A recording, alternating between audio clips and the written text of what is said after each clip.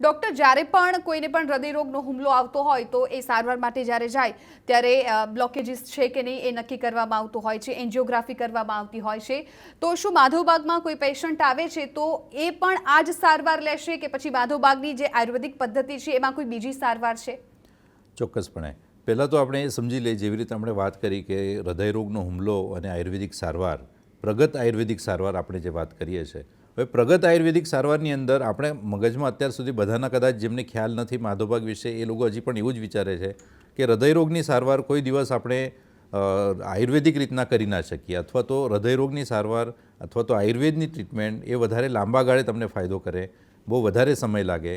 એની જગ્યાએ એન્જિયોપ્લાસ્ટી અથવા તો બાયપાસ સર્જરી જે છે એ આપણે તરત જ રિઝલ્ટ આપે. પણ એવી વસ્તુ નથી. માધવબાગની અંદર આપણે પ્રગત આયુર્વેદ જે કહીએ છીએ, એટલે આયુર્વેદનો લેટેસ્ટ પેરામીટર જે છે એની સામે આપણે ઉપયોગ કરીને એ ફૂટપટ્ટીથી માપીને જ આપણે નક્કી કરીએ છીએ કે આયુર્વેદની ટ્રીટમેન્ટ આપણે કેટલા પ્રમાણમાં સારામાં સારી કરી શકીએ છીએ.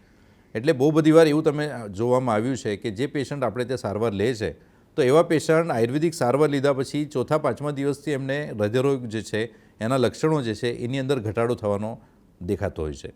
આપણે જ્યારે આપણી પાસે હૃદયરોગનું પેશન્ટ આવતું હોય છે તો એવા સમયે આપણે સ્ટેટસની અંદર જ્યારે ફેરફાર આપણે દેખાતું હોય, ઇસ્ચેમિયા આપણે દેખાતો હોય, તો એવા સમયે આપણે સીટી એન્જિયોગ્રાફી કરીને એક ટેસ્ટ આવે છે.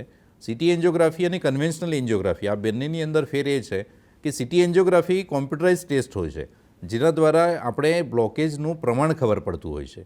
જ્યારે આપણે એન્જિયોગ્રાફી નોર્મલ કરીએ છીએ તો એન્જિયોગ્રાફીની અંદર ડૉક્ટર પોતાની આંખોથી નક્કી કરે છે કે આ કેટલા પ્રમાણમાં બ્લોકેજ હશે.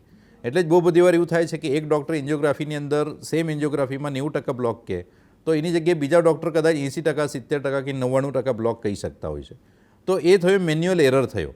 તો એવા સમયે સીટી એન્જિયોગ્રાફી આપણને બ્લોકેજનું પ્રમાણ એક્ઝેક્ટ પ્રમાણમાં વોલ્યુમ કહેતું હોય છે કે આટલા પ્રમાણમાં બ્લોકનું વોલ્યુમ છે. તો હવે આ બ્લોકેજ જે ઊભા થયેલા હોય તો શરીરની અંદર જ્યારે ચરબીનું પ્રમાણ વધારે હોય, કચરાનું પ્રમાણ વધારે હોય, કેલ્શિયમને એ બધું ડિપોઝિટ થયેલું હોય, તો એવા સમયે આ સ્ટ્રેસ પોઝિટિવ આવ્યા પછી આપણે સીટી એન્જિયોગ્રાફી જ્યારે કરીએ છીએ, સીટી એન્જિયોગ્રાફી પછી આપણે જ્યારે ટ્રીટમેન્ટ માધવબાગની પંચસૂત્રી ટ્રીટમેન્ટ જે છે, આહાર, વિહાર અને પંચકર્મ, તો આ બધા દ્વારા જ્યારે આપણે બ્લોકેજ ઘટાડીએ છીએ, શરીરની અંદર જે ચરબીનું પ્રમાણ વધારે હોય એનું આપણે ઘટાડો કરી શકતા હોઈએ છીએ. અને સરવાળે VO2 max જ્યારે વધતો હોય છે, VO2 maxની અંદર જ્યારે આપણે દેખાય છે ઇસ્ચેમિયા, આપણા ટ્રીટમેન્ટ પછી VO2 max વધી જાય છે, ઇસ્ચેમિયા પણ એમાંથી ઓછો કરી શકીએ અથવા પૂરેપૂરો સદંતર નીકળી પણ જાય છે.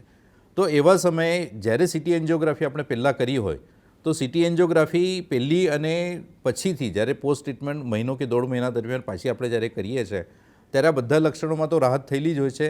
સીટી એન્જિયોગ્રાફીની અંદર આપણે એવું સાબિત કરી શક્યા છે અલગ અલગ જર્નલ્સની અંદર કે સીટી એન્જિયોગ્રાફીમાં ઓછામાં ઓછા 55% થી 57% બ્લોકેજ આપણે ઘટાડી શકીએ છીએ, જે એન્જિયોપ્લાસ્ટી અથવા બાયપાસ સર્જરી પછી પણ શક્ય નથી હોતું.